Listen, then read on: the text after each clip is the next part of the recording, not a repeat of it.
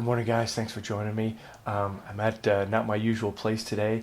Got an email a couple of weeks ago from a viewer, and he told me that his great uncle has passed, and he was willed this safe right here, but he didn't have the combination. His uncle just willed it to him. He said that his great uncle was kind of a hoarder, so the house was pretty bad, and they had no idea where the combination might be. But he says it's extremely heavy, heavier than it probably should be. So I said, well, that's a good sign there may be something in it. We emailed back for a couple weeks, trying to walk him through how to manipulate, how to do this, how to do that. He got one of my laser pucks and tried to utilize that, and he said, I don't think I can do this. So I said, well, hey, where are you? Maybe I know someone that's nearby. And it turns out he was about 2.5 hours away. So I said, well, hey, let me jump in the car, and I'll come there, and I'll open the safe for you, if it's okay for me to film. And he said, yeah. I said, I love your videos, and I'd love for you to do that. And I said, is it okay if we film what's inside it? And I said, if there's anything you don't want us to show on the video, then I'll blur it out, or we'll just say it got opened, and we'll leave it at that. And he said, yeah, that'd be great, love it. So he's inside right now, out of the cold, because it's pretty cold this morning. What I'm going to do is deviate from the norm. I'm not going to do a tutorial right now. I'm just going to get through this really quick. I've only got a 2-camera setup, but I don't have my close-ups of the dial or all that, so it's just something I can't do today.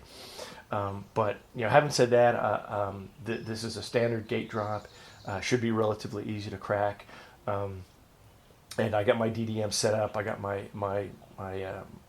document sheet here, and I think I'm good to go. So having said that, let's go ahead and get started, and let's get cracking. So as I said, this is a standard gate drop, and shouldn't be too difficult to crack. But what we're going to do is give the wheel a couple of turns, and then we'll give it one full turn, and we'll get started.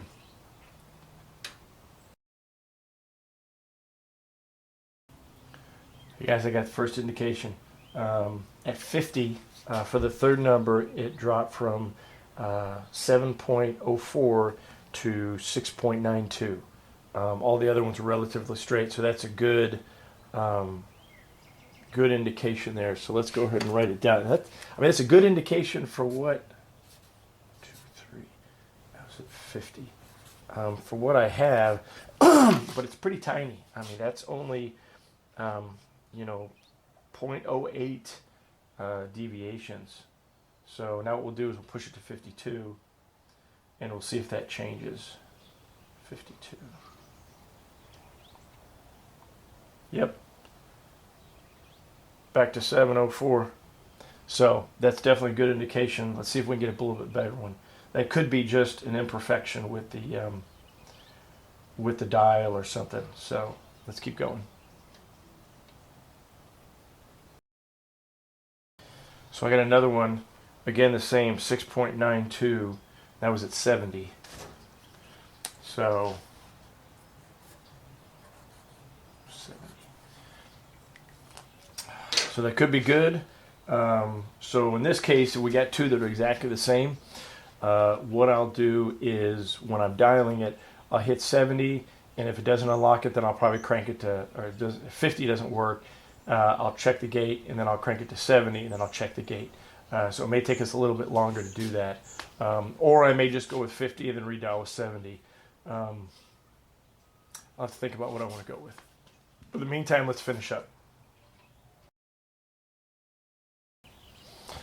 All right, guys, that was it. I went through all 100, and I got an indication of 50, and I got an indication of 70. And they were literally identical at 692. So at this point, you got a choice. Again, you can go 50 for everything for the second number, or then 50 and 70.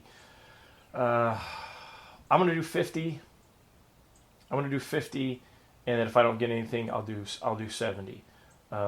And you can do it the opposite way. I'm just feeling like doing 50 today. So, and it's a little bit closer. So now we go the opposite way. We isolate the second wheel, and we start checking. I changed my mind. I'm going to go ahead and hit 50, and then I'm going to hit 70 and check the gate. So I'm going to check the gate twice, just because I'm right there, and all I got to do is bump that third wheel 20 more, and then I can go back and check. So they're close enough together. Let's do that. Sometimes change mine.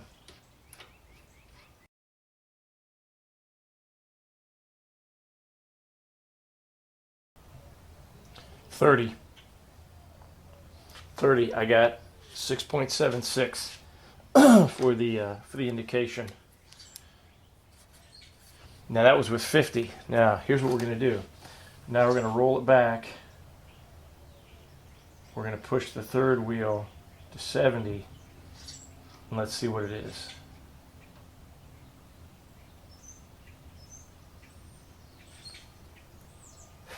$688. Wow, that's close. All right, so I'm going to give precedence on 50, but I'm going to keep the 70 as a possibility. There's definitely a bigger indication with the third wheel as 50 as opposed to 70, but it's not huge. I mean, this is a 2500 DDM, so there's 25 deviation between each of the indication points, or each of the numbers on the dial. So that's not very much of a deviation, but it's more. So let's go with that, because doing 50 and 70, it's efficient because they're close together, but it's still taking me a little longer. So let's go ahead and finish up 28 to 2, and then for there we'll go with first wheel, and we'll find that.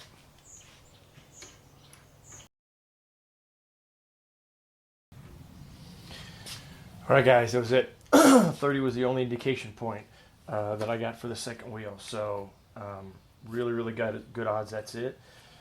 So at this point, we got 30 and we got 50. So, I mean, the out of this thing would be 10. 10, 30, 50, 20, 30, 50. It could be 70, 30. So, safe like this, maybe he had the combination set specifically, or it could be a date. It could be, we get 10, 30, 50 or 5, 30, 50 if he was born that month. So you don't know. So again, you can kind of guess and run through some high probabilities. Sometimes I do that, but I think this time I'm just going to start with 2, 30, 50, 4, 30, 50, and we'll just go through the dial that way. We don't skip any, and we'll just do it the proper way. So we're done with the DDM. We can turn that off, and now we just dial regularly, starting at 2.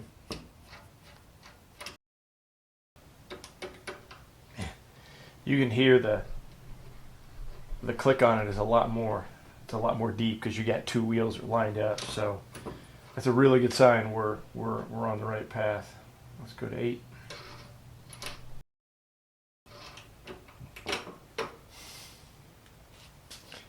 $14.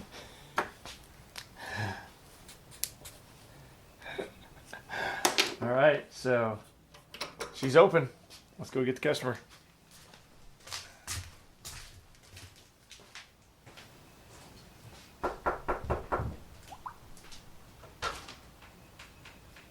Hello.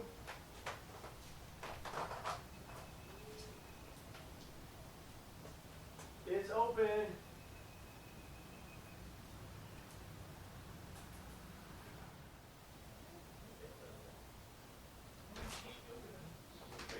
Actually, she would come in here. She wouldn't run. You would run. No, she'd stay right beside us. All right, it's open, sir. Yep, It's running? it's open. It's open? Yep. Go ahead.